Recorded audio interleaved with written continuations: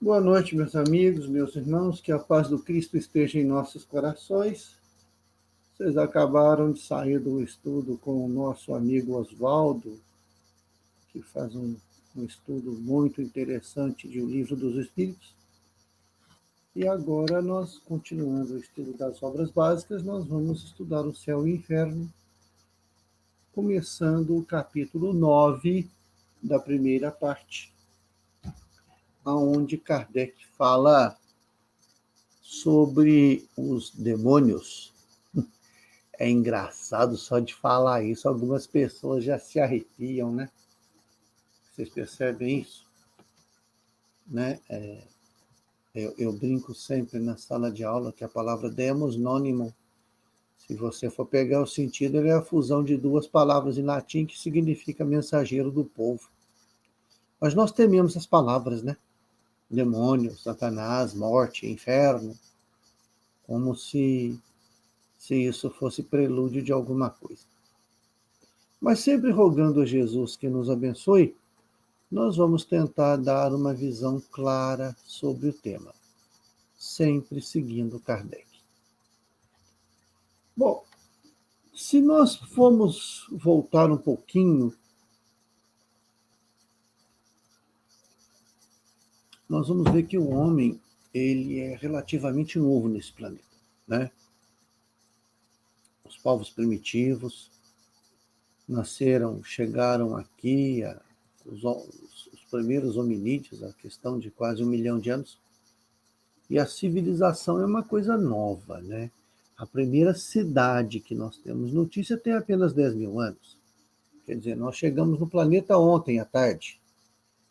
Mas o que acontece? Em todos os povos da antiguidade, aí nós estamos falando de ameríndios, seja da América do Sul, da América Central, da América do Norte, filipinos, havaianos, hindus, japoneses, africanos, povos primitivos da Europa, todos eles carregam com si a dialética dualidade do bem e do mal. Porque o entendimento nosso era pequeno, tá? Quando nós começamos a caminhar por aqui, o nosso entendimento era primitivo. E nós não entendíamos o porquê de algumas coisas. Eu começo a associar os animais mais úteis, como os animais que nos dão a carne, que nos dão o leite, que nos ajuda no trabalho, como criações divinas. E os animais que causam certa dor, como os animais com peçonha, ao mal. Então isso vai criando uma dualidade que o homem começa a achar que para existir o bem tem que existir o mal. E a retórica é a mesma, milênios. Se existe as trevas, tem que existir a luz. Se existe o branco, tem que existir o preto. Né? Aí no meu caso, em Minas Gerais, tem o azul e o branco. Só essas duas cores são mais importantes, tá bom? Não tem outras cores, não. Mas nós vamos encontrar em vários povos da antiguidade a existência do bem e do mal. Tá certo? Os Maniel, os Anel e Arinã na Pérsia, Jeová e Satã para os hebreus, né? Oxalá, né? e Exu para os africanos, Hades e Zeus para os gregos, né? Shiva e Galyurga na mitologia hindu, ou seja, Anhã e Tupã na mitologia tupi, né? Anhangabaú, por exemplo, significa moradia de todos os demônios, né? Anhanguera, pai de todos os diabos, ou diabo velho. Então, quer dizer, nós vamos encontrar em todos os povos primitivos a personificação do bem e do mal. Tá? É uma necessidade do ser humano ter essa dialética.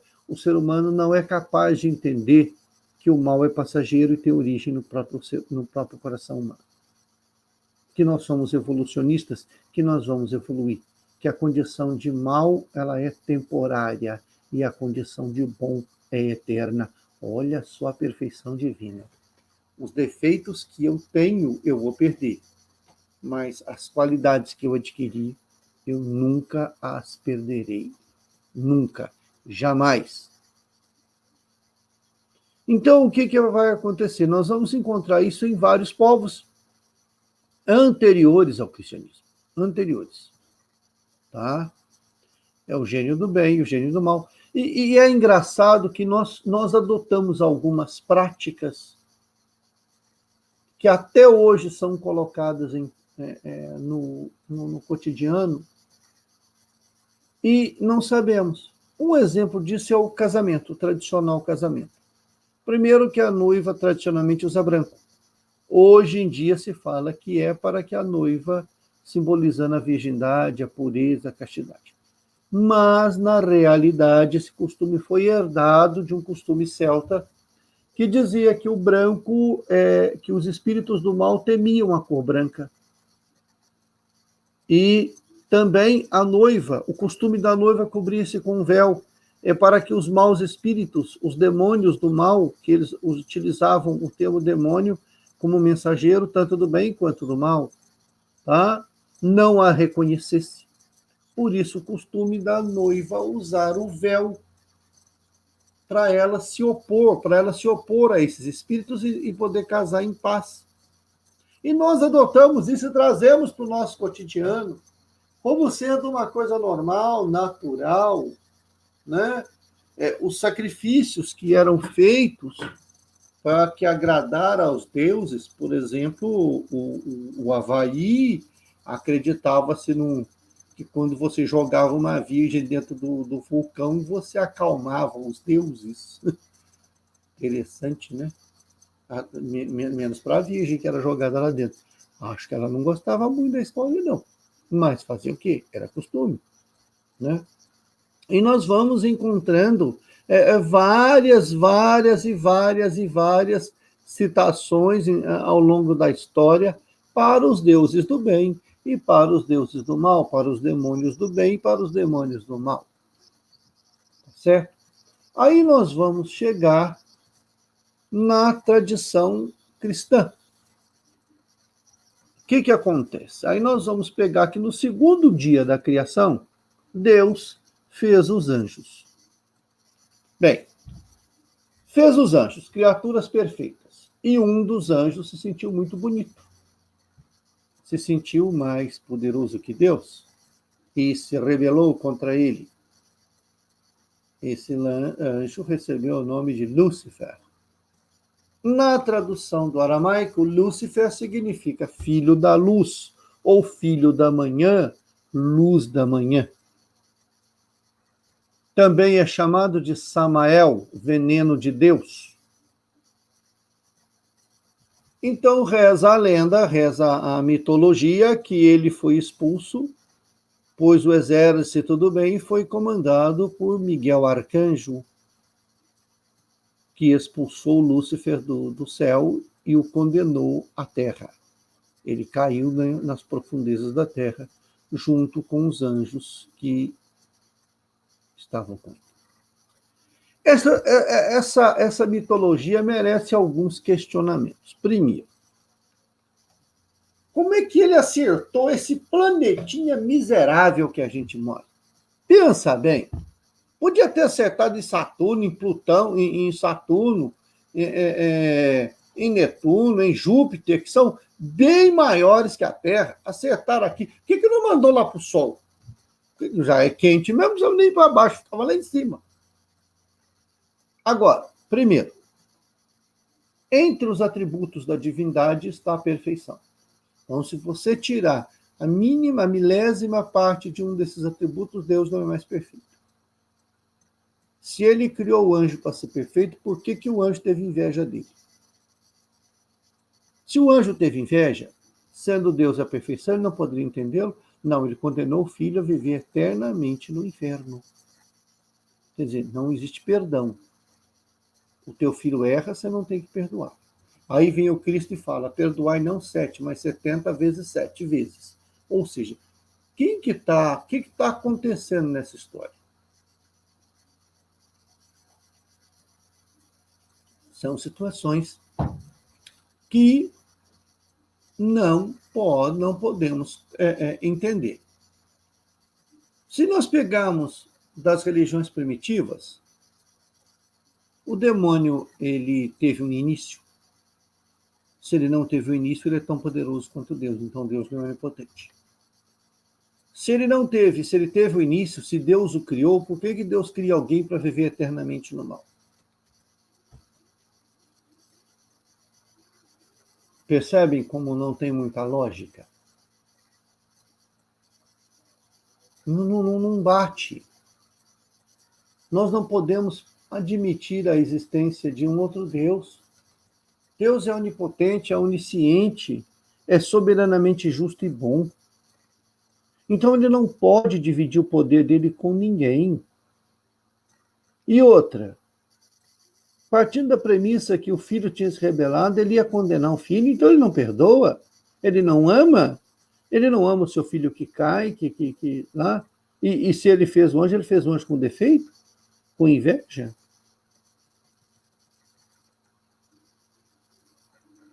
E soltou os demônios pelo mundo, com o poder de influenciar as pessoas, e está lá na Gênese bíblica que o demônio se fez uma serpente e tentou a Eva. Quer dizer, coloca nos ombros da mulher a responsabilidade do pecado original, colocando o sexo como coisa pecaminosa, como coisa negativa. E vocês sabiam que algumas religiões até hoje colocam a mulher numa condição de submissa ao homem em função disso, da mulher ter cometido o pecado original? A história do Jardim do Éden é muito parecido com a história do hindu, né, que deu a Pandora a caixa e falou, tá aí, mas não abre. Ora, mas se não é para abrir, para que deu a caixa fechada? Quem que não é curioso bastante? Você pode comer tudo, menos essa fruta, mas por que essa não? Tudo que é proibido é mais gostoso.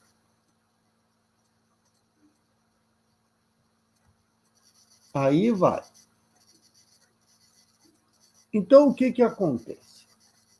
A existência de demônios, como nós os concebemos, é um descalabro, uma falta de entendimento do que é Deus.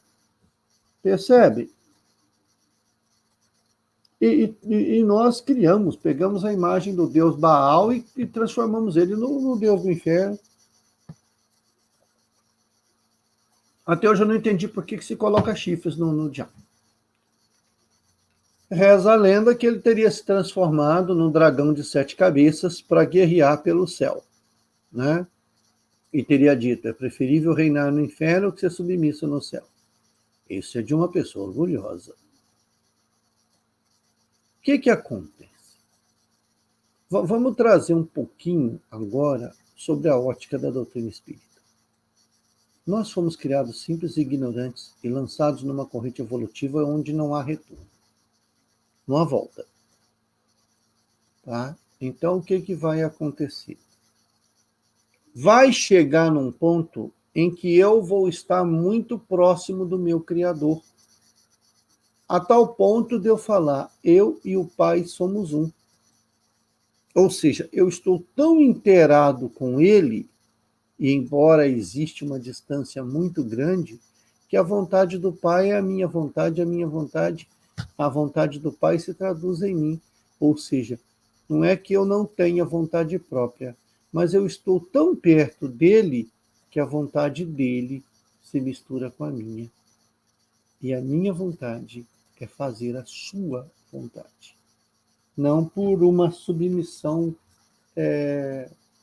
cega, mas por uma submissão racional, porque eu já cheguei a entender de que Deus é soberanamente justo e bom. Neste caso, eu poderei ser um emissário de Deus, porque eu vou estar falando a mesma língua. Olha, gente, no nosso estágio evolutivo, nós ainda podemos escorregar feio. Nós ainda temos gatilhos dentro de nós que podem disparar coisas e lembranças e soltar monstros terríveis que nós ainda temos guardados na nossa psicosfera, nas nossas personas do ontem. Eu preciso entender isso. Como assim? É verdade. Nós ainda estamos com o pé na escuridão. Ainda não saímos totalmente das trevas. Ainda somos seres em metamorfose. Ainda temos maldade dentro de nós, que nós sufocamos. Exemplo disso, quando a vilã da novela se dá mal. Todo mundo ficou esperando o último capítulo para ver a Thelma se dar mal, torcendo contra a Carminha, querendo saber quem matou a Odete Reutemann. Agora eu fui longe, né? Então, todos nós ainda carregamos monstros dentro de nós. Uns mais fortes, uns mais fracos. Igual a lenda dos lobos, né? O discípulo, o sábio discípulo, dentro de nós existem dois lobos. O lobo do bem e o lobo do mal. Ambos estão em constante guerra. Aí o discípulo perguntou ao mestre, qual dos dois vence? E o mestre respondeu, aquele que você alimentar mais. Vai chegar num ponto em que o mal vai estar enraizado dentro de nós. Que o mal, ele vai fazer parte de um passado esquecido, que ele vai deixar de existir. Portanto, meu amigo, aí sim, nós seremos bons. Nós poderemos ser chamados de anjo, arcanjo, querubim, serafim, pode dar o nome que quiser. Mas o problema não é que você foi criado simples e ignorante. O problema é que o problema é que você foi criado, não foi criado perfeito. Mas que você foi criado simples e ignorante, e ao longo do tempo você evoluiu, você cresceu, você progrediu, e você deu conta. Você deu muita conta de chegar onde você chegou. Então, o que acontece? Nós vamos ser frutos da nossa evolução, do nosso progresso. Ah, mas então não existem espíritos maus. Claro que existem. Existem espíritos que se dedicam ao mal. Por quanto tempo? Depende do livre-arbítrio deles.